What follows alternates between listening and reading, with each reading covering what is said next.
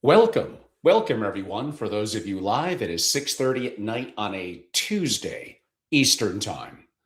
Well, the month is coming to an end again if you're watching this live. March of 2026, the month, the future, arrived early.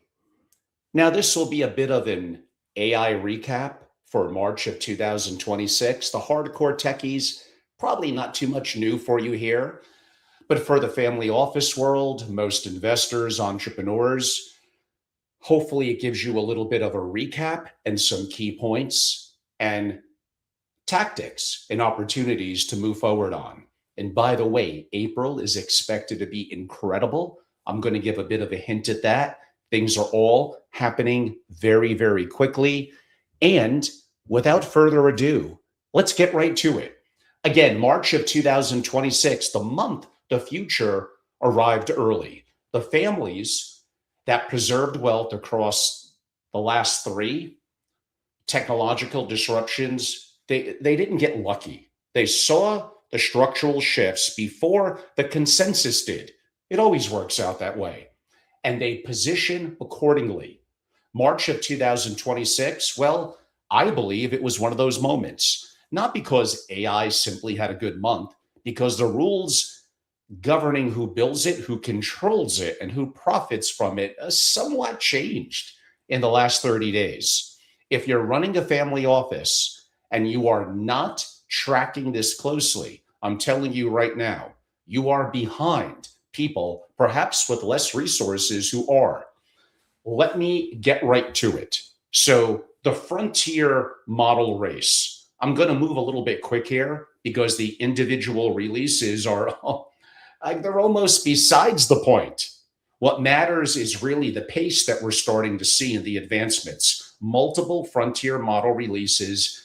I may stretch it a little bit and say March. Some of it plays a little bit into February, but multiple model releases in effectively the last 30 days. OpenAI dropped GPT 5.4 with native computer control, meaning it does not just answer questions anymore. It kind of sits down at your computer and does the work. Google released Gemini 3.1, a very powerful model, and posted numbers on the hardest reasoning benchmarks in existence that would have been considered impossible 18 or even 12 months ago. Anthropic dropped Claude Opus 4.6, a 1 million token context window, kind of an entire document library fed into a single model that could understand it all at once. And Grok 4.20 from Musk AI runs 4 parallel instances of itself reasoning simultaneously on the same problem and kind of synthesizes the results, or really the outputs. The labs are no longer on a 6-month or, God forbid, annual release cycle. They are shipping major capability jumps, what appears to be every couple of weeks. If you're evaluating these tools on a quarterly basis, and that's probably being generous, you're evaluating a world that, well, kind of no longer exists. Now, the Chinese open weight story, I want to be precise here because the version circulating in most briefings kind of gets one critical fact wrong. So, DeepSeek V4 version 4 has not officially shipped yet. The full release, a trillion parameter open weighted model, was expected in February. Now, then around the Lunar New Year, then the first week of March, and it seems like every window passed. That happens. A model labeled version 4 Lite briefly appeared on DeepSeek's website on March 9th. As of the end of the month, DeepSeek's public API does not yet list version 4. I don't know, maybe that changed today. It's going to be happening soon. So the architectural ambitions are real. Engram, conditional memory, Hawaii, I believe that's pronounced, Ascend optimization, approximately, like I said, 1 trillion total parameters. But anyone telling you it landed on March 3rd is kind of wrong. If they're using that claim to drive a thesis, you should perhaps ask what else they're getting wrong. Now, what did land from China, what does matter, even DeepSeek version 3.2, Alibaba's Quen 3.5, a DeepSeek, as I mentioned, 3.2 is, I have to admit, a genuinely powerful open weight model that in several benchmark categories matches or exceeds even GPT-5 and Gemini 3.0 Pro. Available to self-host, that's the key part here, for zero ongoing API cost. Now, Quen 3.5 from Alibaba shipped February 16th with 397 billion total parameters and leads on vision, instruction following, and multi-modal task. It teams up actually very well with a Mac Mini with an OpenClaw, the domains where production enterprises workloads will actually live. API pricing at 28 cents per million tokens versus 20 times that for comparable American models. These models exist today. They can be downloaded, they could be fine-tuned and run on your own hardware, never touching the cloud or bleeding your IP.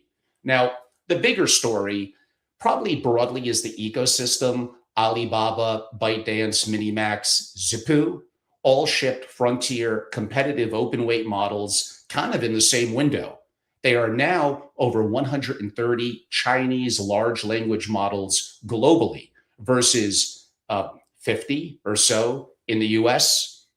Now, on the open source front, the gap between a Chinese open source release and a Western frontier is probably now measured in weeks. And the export control strategy designed to slow this down is visibly, well, I guess it's not working. Routers confirmed that DeepSeek deliberately withheld early access to its upcoming version 4 that I briefly mentioned is coming soon. The architecture from NVIDIA and AMD, given their own internal chip makers like Huawei and domestic chip suppliers, a kind of a preview access. This is the first major frontier model class architecture optimized entirely outside of the American silicon ecosystem. That hardware is decoupling from like really a decade-long implications. So it's a story for anyone with semiconductor exposure. You got to think about that. On either side of the Pacific, DeepSeek's version 4, when it does arrive, will be the most significant open weight model in history. And it's coming, I don't know, today, tomorrow, next week. I think it should be very soon. Moving on, now, this is a little bit of a carryover from February, but Anthropic and the Pentagon.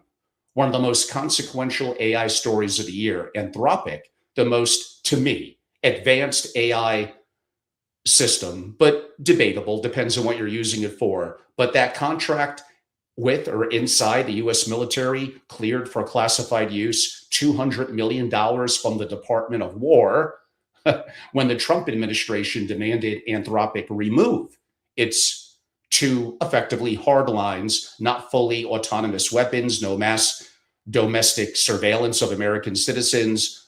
Dario Amodei, the founder and chairman of Anthropic, effectively said no. Trump ordered, as many of you know, every federal agency to immediately cease using Anthropic products. Pete Hegseth designated Anthropic a national security supply chain risk, a designation previously reserved for foreign adversaries like Huawei, who I mentioned from China, requiring every defense contractor, including, and it gets complicated, Amazon, Microsoft, Palantir, to certify that they do not use Claude, although it's so good, in any defense work. So Anthropic sued, I think it was March 8th, maybe it was March 9th, two separate lawsuits on March 26th. Recently, U.S. District Court Judge Rita Lynn blocked the entire designation, writing that punishing Anthropic for bringing a kind of public scrutiny to the government's contracting position is classic illegal, her perspective, First Amendment retaliation. She found no legitimate statutory basis for treating an American company as a potential foreign saboteur for disagreeing with how its technology should be used. What What makes this more than simply a corporate dispute is the breadth of kind of what it revealed. Dozens of scientists and researchers at OpenAI and Google DeepMind, Anthropic's direct competitors, filed amicus briefs in their personal capacity supporting Anthropic, arguing the designation threatened the US competitiveness, right or wrong, in AI broadly. Hours after the initial order, OpenAI, of course, struck its own Pentagon deal with safeguards against mass surveillance and human oversight requirements. Sure. Positions nearly identical to what Anthropic probably had been punished, I guess, for holding the same ideas.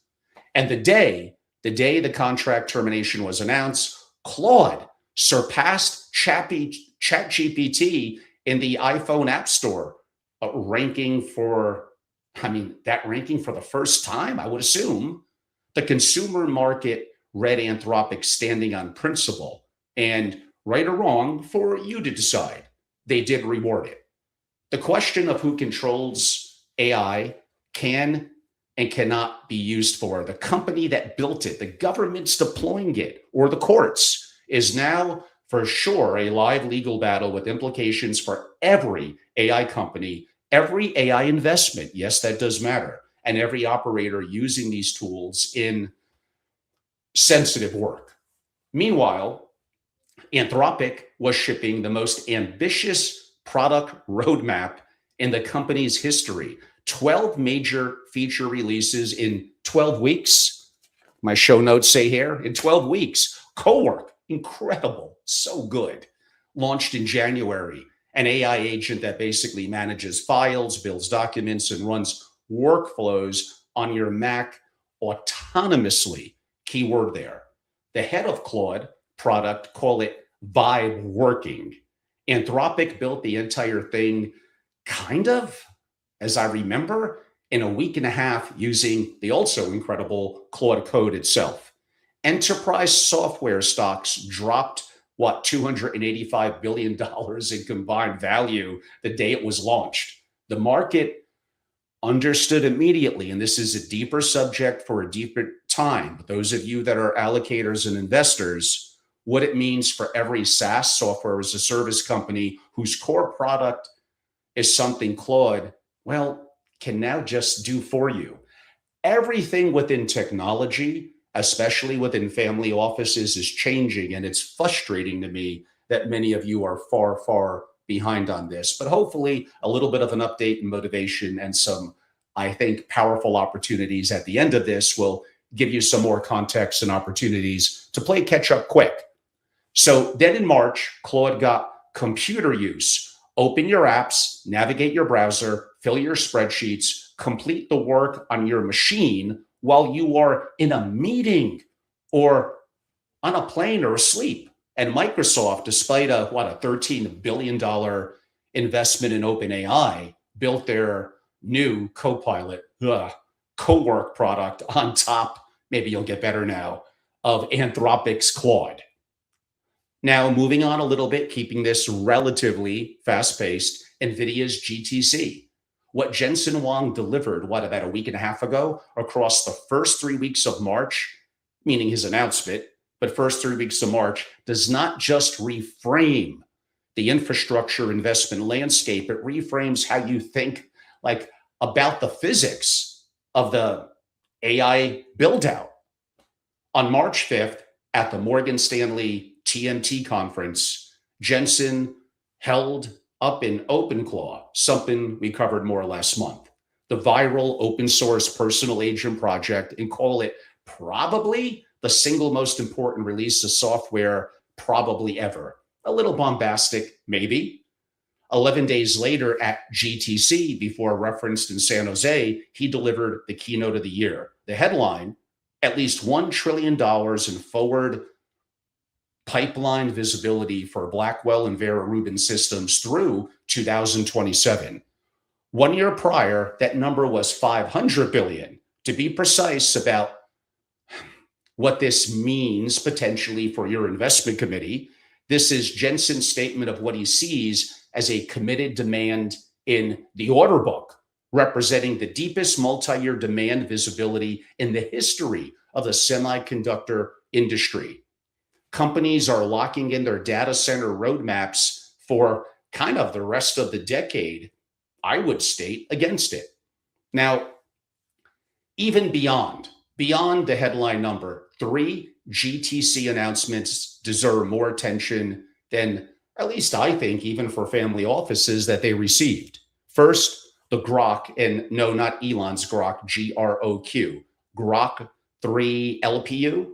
In December of 2025, NVIDIA completed its largest acquisition ever, approximately $20 billion for the technology and team of that Grok, the startup built by engineers who created Google's original Tensor processing unit. At the GTC, Hong revealed what he brought. The Grok 3 language processing unit ships third quarter of 2026.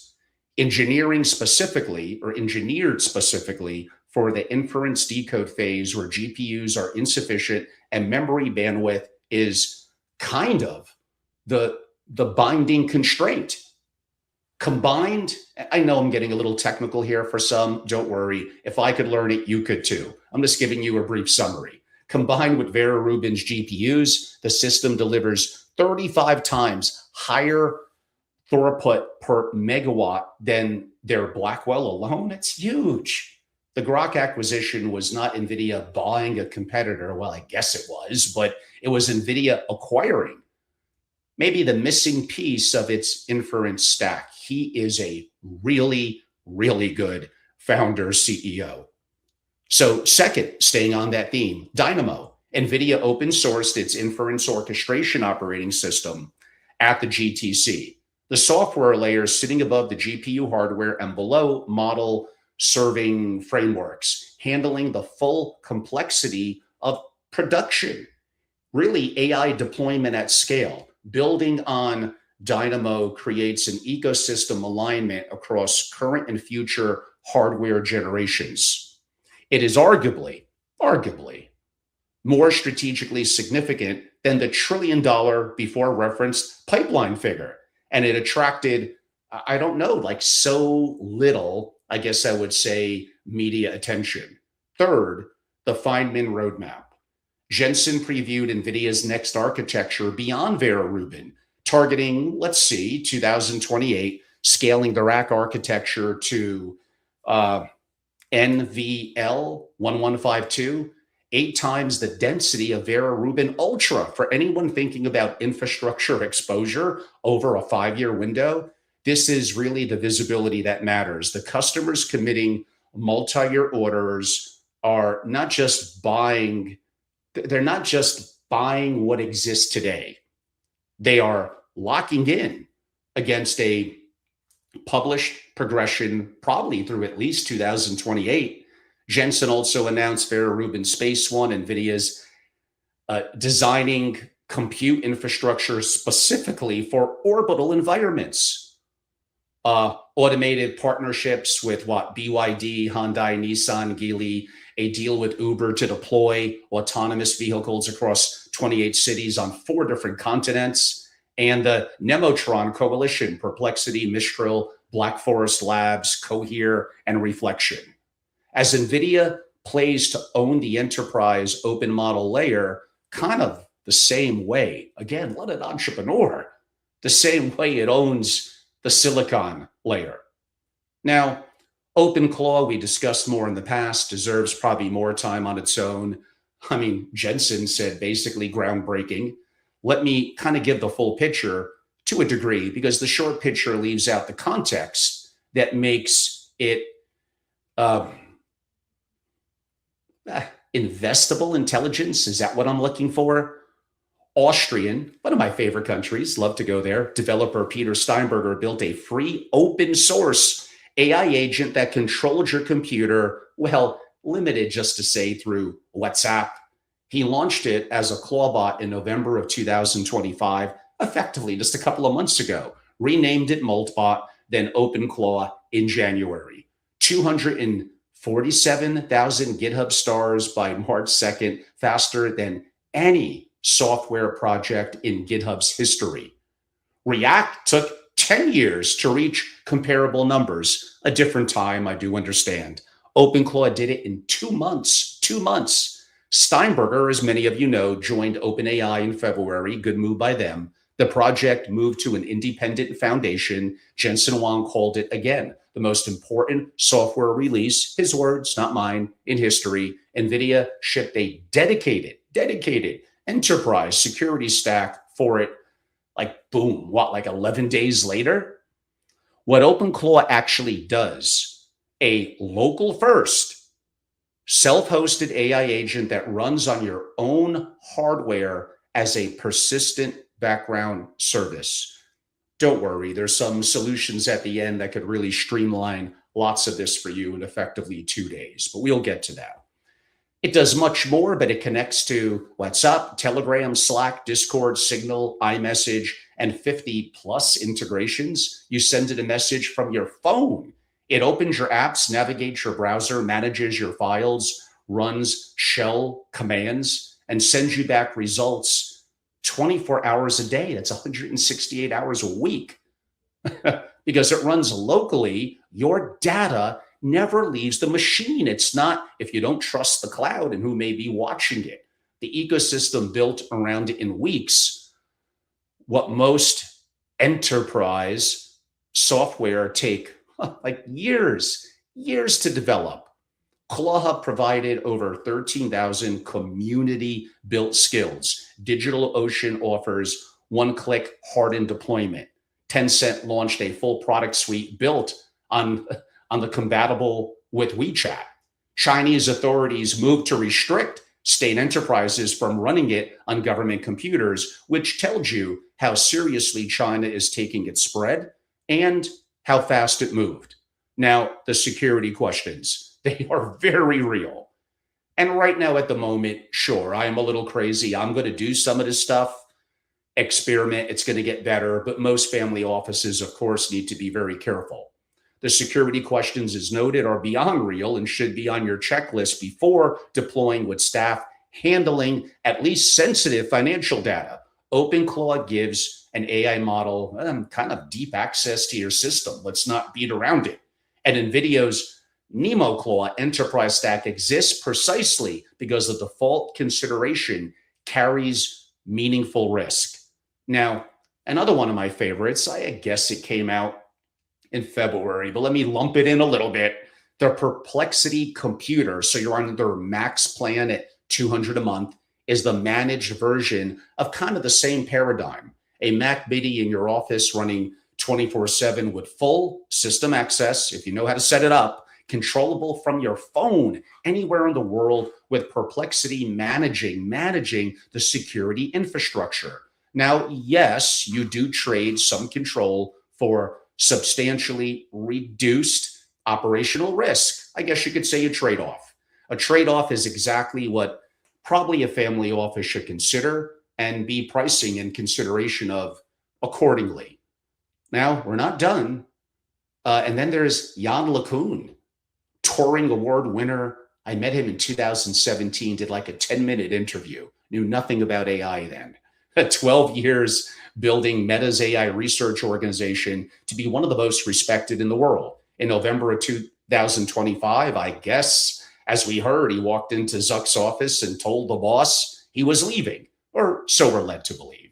He had been arguing publicly for years the entire large language model paradigm has fundamental limits, that predicting the next token cannot produce genuine, true reasoning about physical causality planning or the consequences of action in the real world. He might be right. His company, Advanced Machine Intelligence, AMI Labs, announced its seed round on March 10th. $1 billion, a little over $1 billion, the largest seed round. He went back to France, I believe is where he's from. The largest seed round in European startup history. Maybe Europe's not so dead after all. Confirmed investors supposedly include Bezos Ventures, NVIDIA, Samsung, Temasek, Toyota Ventures, and HV Capital. Big players. It's not tourist money.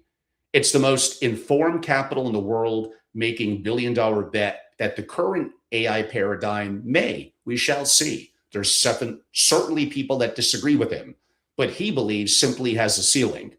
AMI is building world models, AI that learns how the physical world works rather than learning to generate plausible texts. The underlying architecture is LeCun's JEPA, Joint Embedding Predictive Architecture, which predicts abstract representations of reality rather than pixel by pixel or word by word outputs.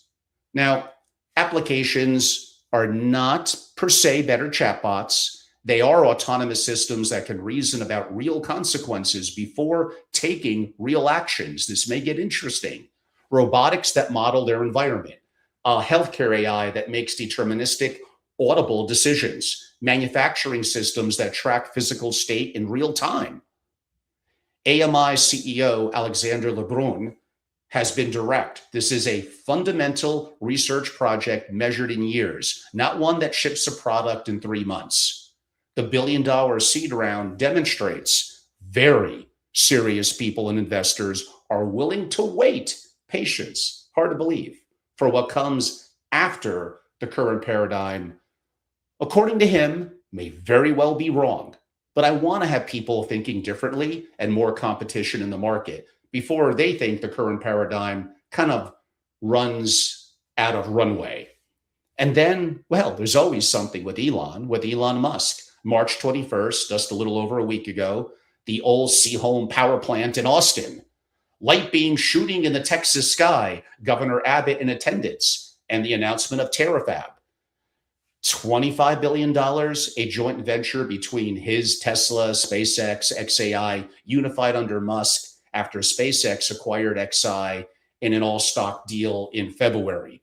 The most ambitious, for sure, chip manufacturing project in the history of private enterprise. The goal is 1 terawatt of AI computing output per year, if I have that correct, consolidating every stage of semiconductor production under one roof. Chip design, lithography, fabrication, memory, packaging, and of course, testing. The facility will be built on the North Campus of Giga Texas, targeting 2 nanometer process technology and an initial output, let's see, of 100,000 wafer starts per month. So 2 chip families, A15, a terrestrial inference chip for Tesla vehicles, Cybercab robotaxis, and Optimus humanoid robots, with a small batch production targeted for late this year in 2026 and real volume by 2027. And, well, it gets interesting, D3, a radiation hardened chip engineered specifically for orbital. We know Elon's interest in space, orbital environments where cosmic radiation and temperature extremes make consumer silicon, effectively non-functional. Musk stated allocation is 80% of Terafab's compute directed towards space. Wow. SpaceX has filed with the FCC to launch 1 million data center satellites into low Earth orbit powered by constant solar energy.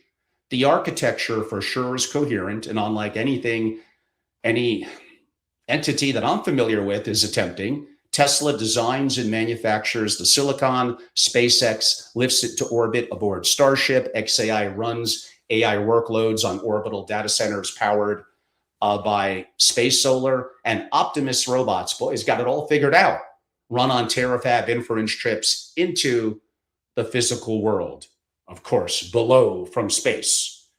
This is vertical integration at scale that makes every other tech company's supply chain strategy, well, now let's see if Elon could do it. Sometimes his timelines could be off, but I think he's going to get it done. We shall see. But everyone else is doing it incrementally. What Musk is building is much more than just a chip factory. It's the hardware foundation for a computing civilization he intends to extend from Earth to orbit. It's simple as that. And eventually beyond. SpaceX is filing likely its IPO at probably what, about 1.75 trillion. Incredible target valuation, by far, I guess, the largest initial public offering in the history of financial markets, with 30% retail allocation. Good for him. So that the individual investors can own a piece of it.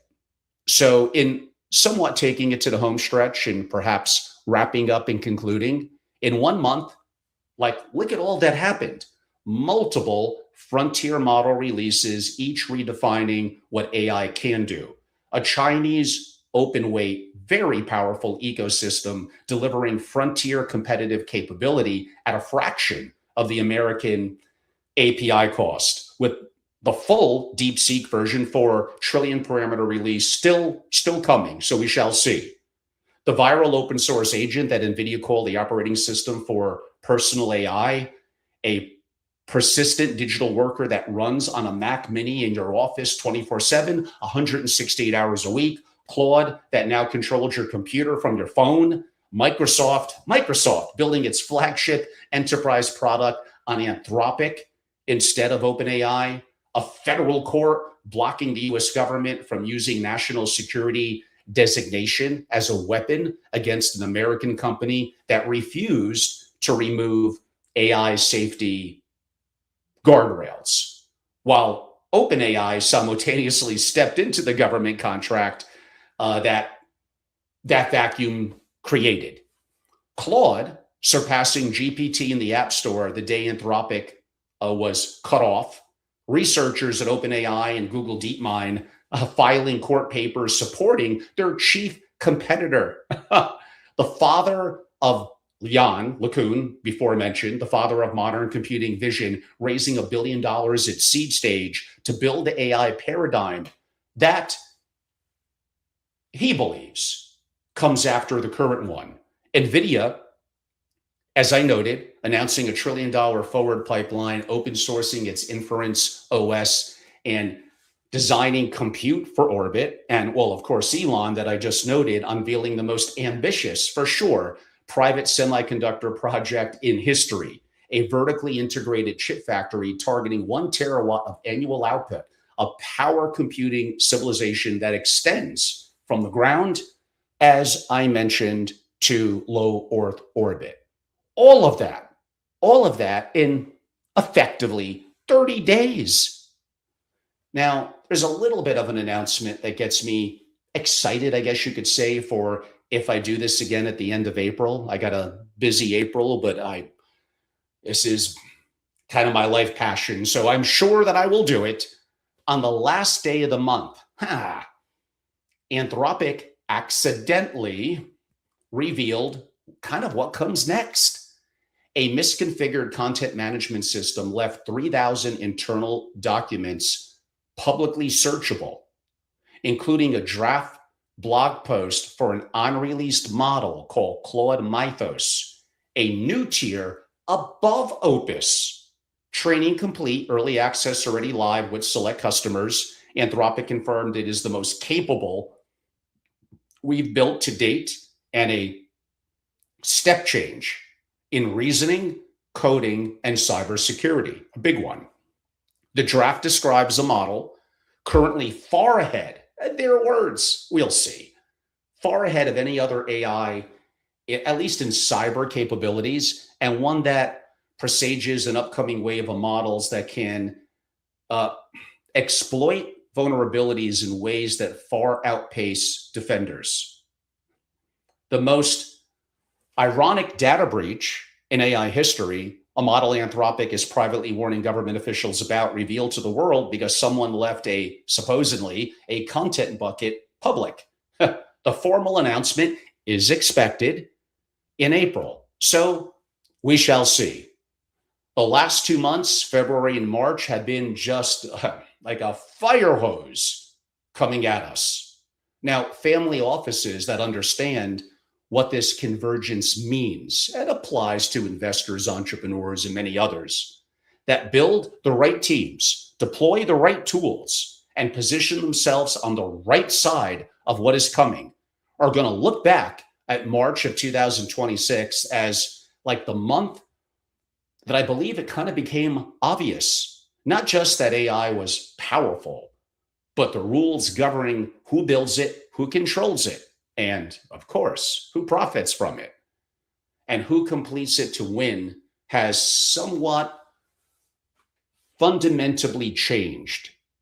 Now, government actors are now participants in the race. They're not just spectators or regulators. This will get interesting.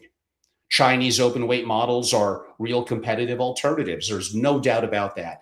Infrastructure capital is locking in at a pace that makes quarterly valuation frameworks, come on, like obsolete. And the next paradigm after LLMs is already being funded at the seed stage by quite the talented person in Yan.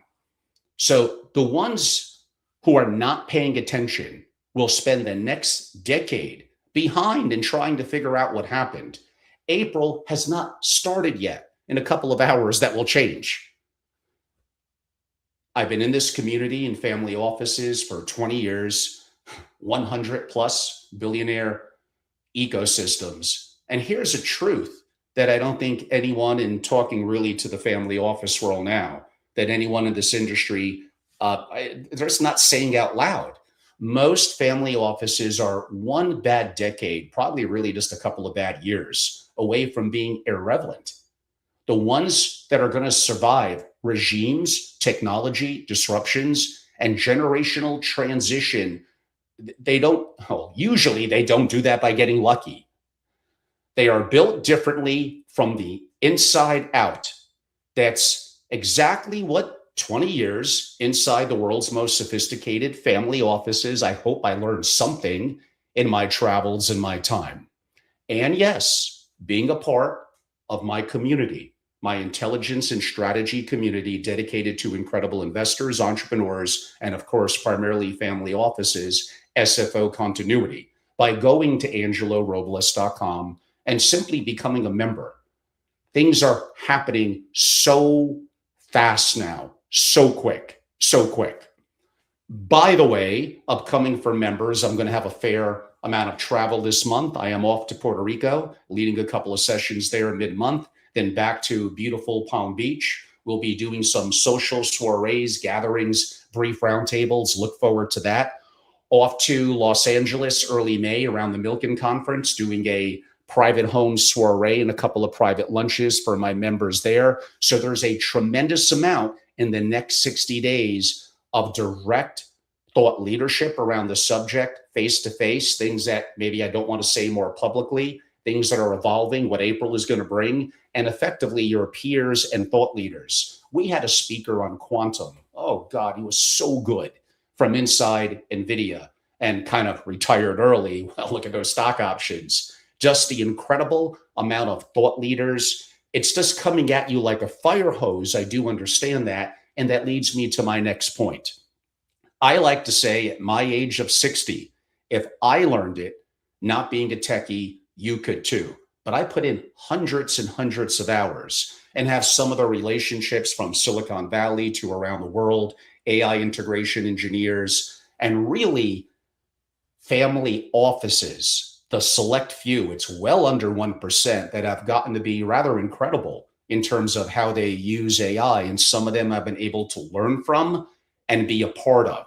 And that led me last year to launch for my members my AI in-person masterclass. I did 3 of them last year. I'll at least do 2 this year. Up on my website, I'm already listing. It has its own tab, the AI masterclass, June 23rd and 24th in New York. I think for family offices, I have the 2, and they're together at the same time, the 2 best, let's go with the word instructors in the world. You bring your computer, you get information before the program, so you're more prepared, and some level of help after. But the 2 days are very, very immersive. If I learned it, you could. I promise. There's nothing special about me. I'm just pretty darn resilient, and I put in the work. You could do this. This is an opportunity in the world of investing and in family offices that's dynamic right now, far more, although there were implications from the investing side, of course, in what I spoke about today. It's the operational, the workflows. There is no question whether we like the term that I use or not. You're going to be able to do more with less, yes, better and faster, period. There is no doubt about it. This would have worked last year when I launched it in June, ironically, the same dates. Now, compared to the last one I did, 2 days in New York in December, it's a completely different animal. The frontier models, sovereign AI, more advent of the Mac Mini, OpenClaw, Perplexity Computer, what's going to be happening in April with Anthropic, and already what they're doing with code and co-work. I mean, this is the time. You can do it. We have members that ask if they could bring another member of the family. If they could, we had an executive, 2 executives bring their 20, 21-year-olds. This is the time. You have to immerse yourself in it. And not just broadly from what you may learn online. That has value in self-learning. Again, I've created multiple applications. One I even got up on the App Store without 1 second of engineering help. That latter part on the App Store was brutal, by the way. Oh God, that was so hard. all of it got much, much easier in effectively really the last couple of weeks. This is the time for families, for generational families that believe in, I call it SFO continuity because of that word continuity. And your children, what's going to be their future?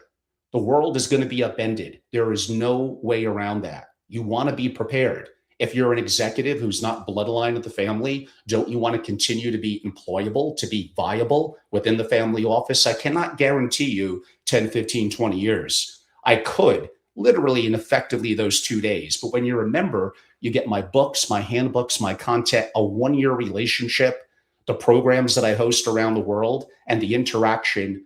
Again, we had Alexander Wisnergross himself attend and go hardcore interactive with me in the audience in Palm Beach just a couple of weeks ago. It was incredible. Things that can't really be discussed even in the digital interview I did with him back about 5 or 6 weeks ago. It's hard to beat something where you're in person and there's no recording, no camera.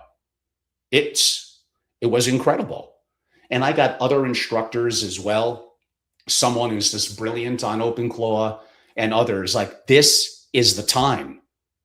Like, just imagine jumping in, being a part of some of the programs we have upcoming in the next coming weeks. And then by the early summer, just a little after the official beginning of the summer on June 23rd and 24th, a good time to go to New York. I think not too hot and not too cold. Like, you walk out of that 2 days later and like everything could change from you. I know I've been pounding this. I know probably family offices are getting a little bit tired of it. Hopefully you're starting to see a year and a half ago, a year ago, I was correct. Now, like, I don't want you to fall behind. I want you to be employable. I want family offices to be exceptional. If you just want to be average or mediocre, then that's not a good fit for what I've built, what I spent 20 years in this community doing and making every mistake. Trust me, I'm the king at jumping off the cliff with no parachute and trying to build one on the way down.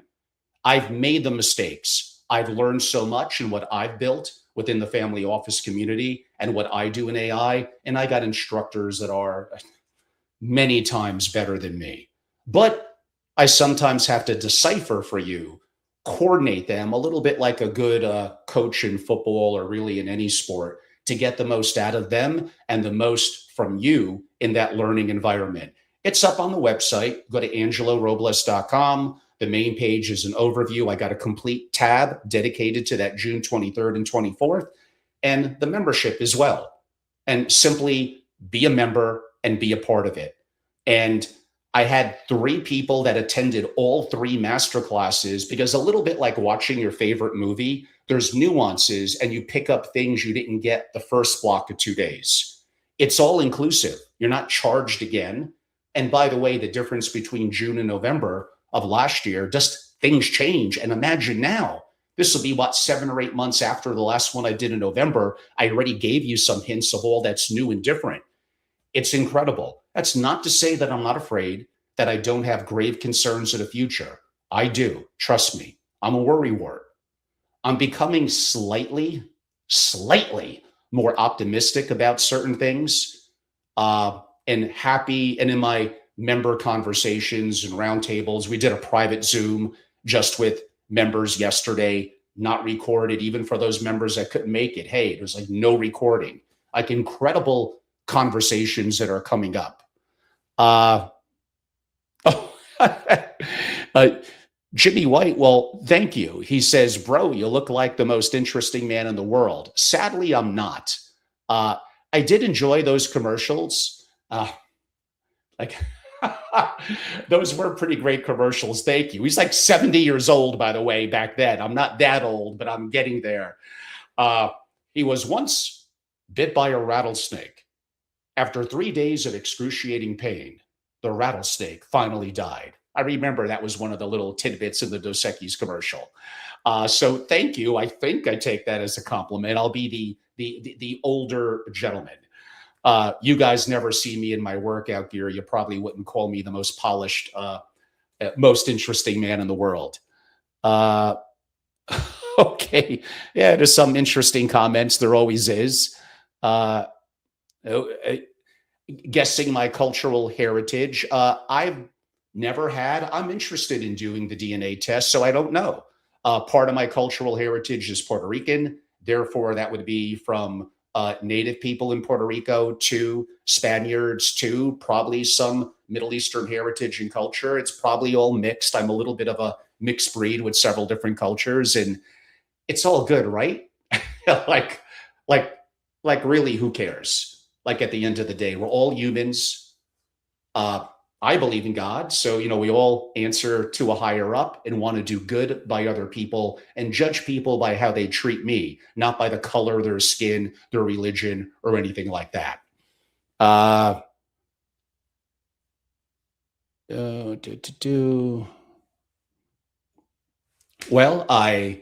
some of you broadly agreed with my comments. Some of you had some good little additions, and some of you felt basically it sucked.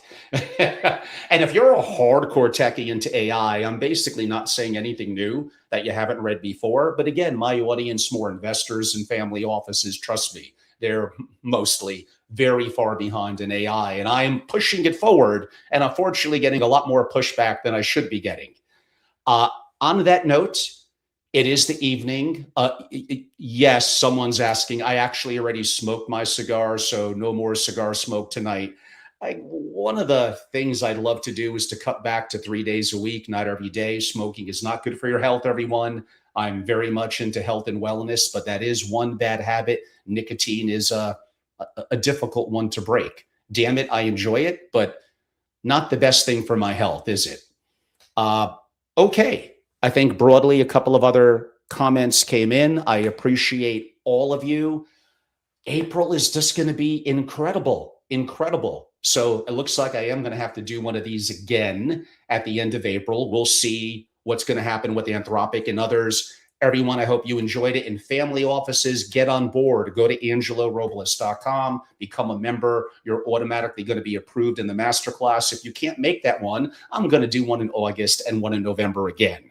And of course, probably a lot again will change from June to November, but you can attend all of them, as well as everything else that I do. Creating a top 1% SFO masterclass, sovereign risk and disaster preparedness, my handbooks, my family office playbook, and even just forget me, the incredible instructors that I have and the amazing peers around the world that you're going to learn far more because they're just smarter and better than me, than what I know. And that really is the power in community. Someone saying, will AI replace what I do? If I keep on doing what I do, yes. Right now, I have proprietary knowledge in a niche market. AIs, the frontier models are getting better and better at it. I don't like to bleed a lot of my knowledge, so I use a lot of sovereign and open weight models as well. But inevitably, it is going to come down to creative thinking and the ability of humans desiring, and maybe you don't, but desiring to be together, a community. And I guess that really is what it is. Will that last within 5 or 10 years? I don't know. I guess we're all going to find out. The beard will for sure be a lot grayer then. everyone. I appreciate your time today. Have a wonderful evening. Look forward to a great April. I wish you all the best. Thank you so much.